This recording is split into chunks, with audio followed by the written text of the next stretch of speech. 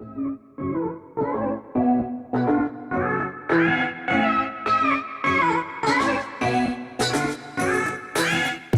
guys, welcome back to my channel. I'm Insatiable-K. In today's vlog, I'm going to talk about why I've decided to set up a trust fund. In this video, I'm going to go through basically what a trust fund is, what it does, which trust fund does what, and the steps I'm going to be taking to set one up for less money. All coming up next, right after this.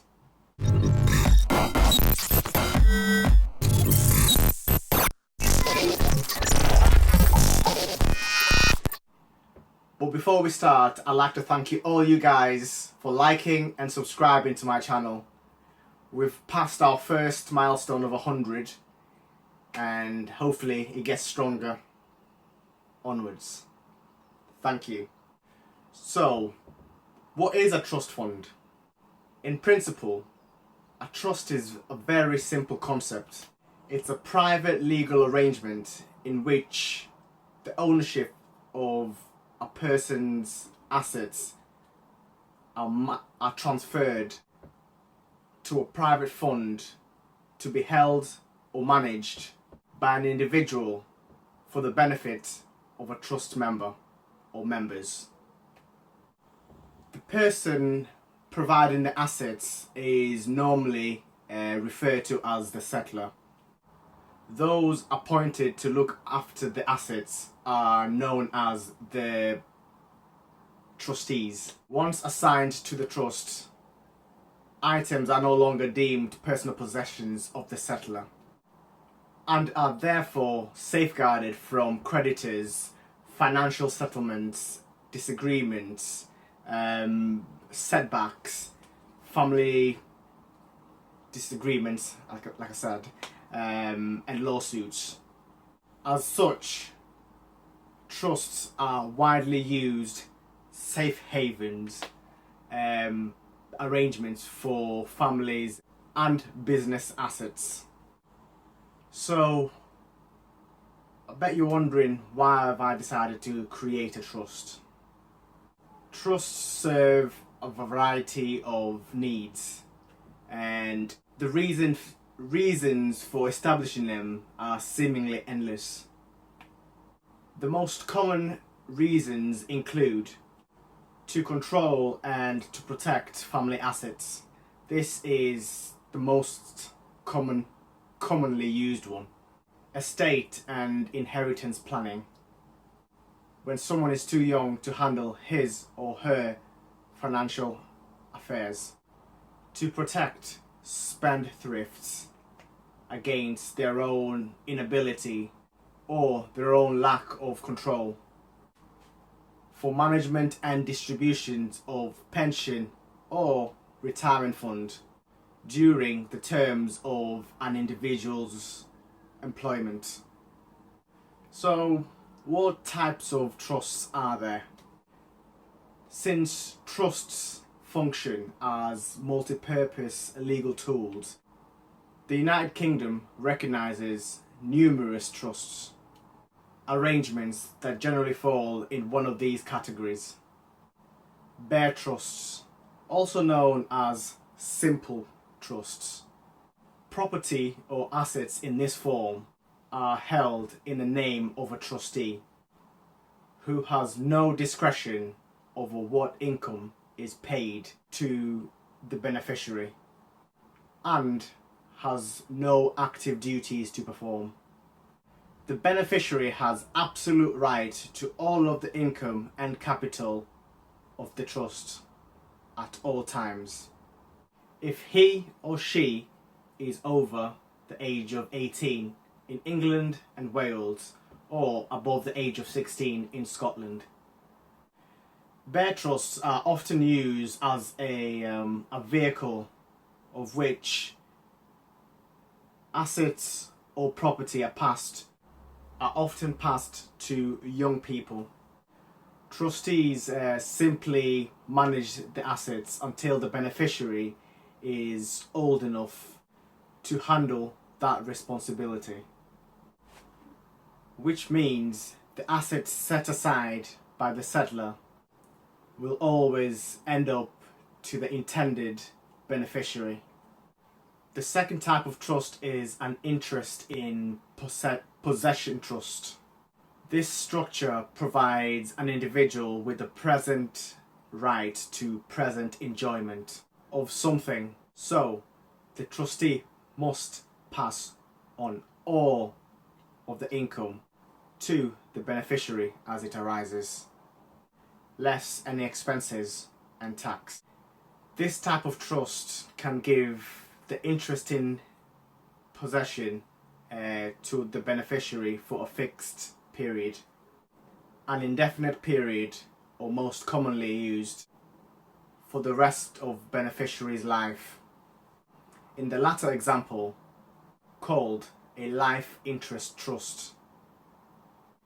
The interest in possession trust ends when the income beneficiary, known as the life tenant, dies. Of those benefits to which each beneficiary is entitled. The third type of trust is known as a discretionary trust. As the name implies, this instrument provides the trustees with discretion over distributions from the trusts. Discretion must be exercised in accordance of the trust deed. However, it's entirely up to the trustee to decide as to the timing, size, and nature of distribution, and even in some cases, which of the potential beneficiaries is to benefit. Now, the assets are said to be held in trusts for the beneficiaries to one day decide what to do with those assets. A discretionary trust is a flexible type of trust commonly used to keep wealth within families, while at the same time allowing them to make decisions about where the assets go. The fourth type of trust is known as a maintenance and accumulation trust.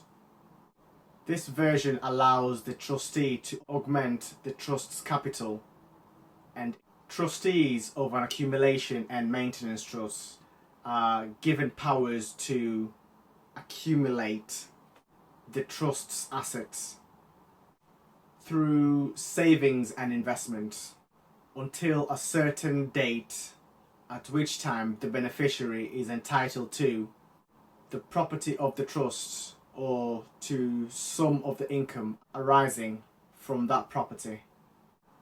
When the beneficiary reaches the age of 18, but not older than 25, he or she becomes entitled to the full income generated by the trust.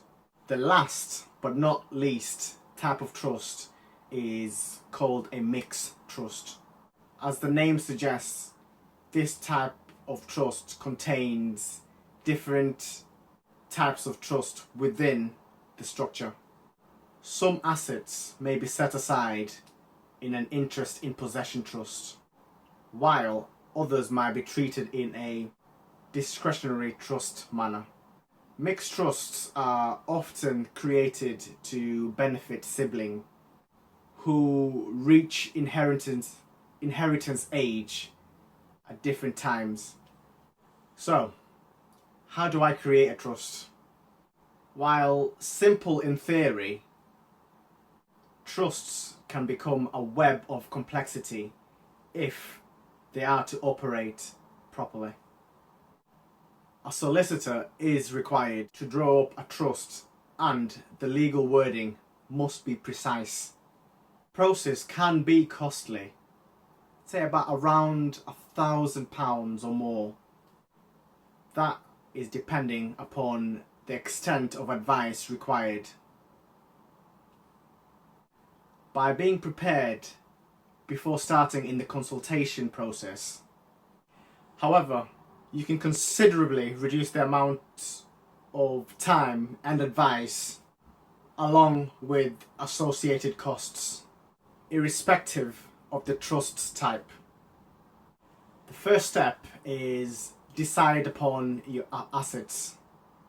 You will need to list the items and the value of those items you've allocated or will otherwise be acquired at trust inception. The second step is you'll need to appoint trustees. Select an individual or a management company that you trust. Banks are often used because trustees will bear significant legal authority with control over trust's assets. The third step is determining your beneficiaries. Compile a list of people or entities that will be entitled to receive benefits and include a percentage of those benefits. The fourth step is outlining the terms of your trust. A trust is generally created as a way of deed. A trust deed is a legal document prescribing the rules that govern your trust fund. Thank you so much guys for watching my vlog once again. Please stay tuned for more real life related content. For those of you who are new here at Insatiable-K, I'd love first of all to welcome you all. I'd love for you guys to subscribe so you can be notified whenever I upload new content to the channel. If you like the vlog, please don't forget to click the like button, and most importantly, don't forget to share this video with your friends and family. For the rest of you guys, I'd love to hear your comments down below, on the comment section below. If you've got any questions, you know what to do. I'll do my best, my very best as always, to answer most of your questions. Thank you for watching. See you next time.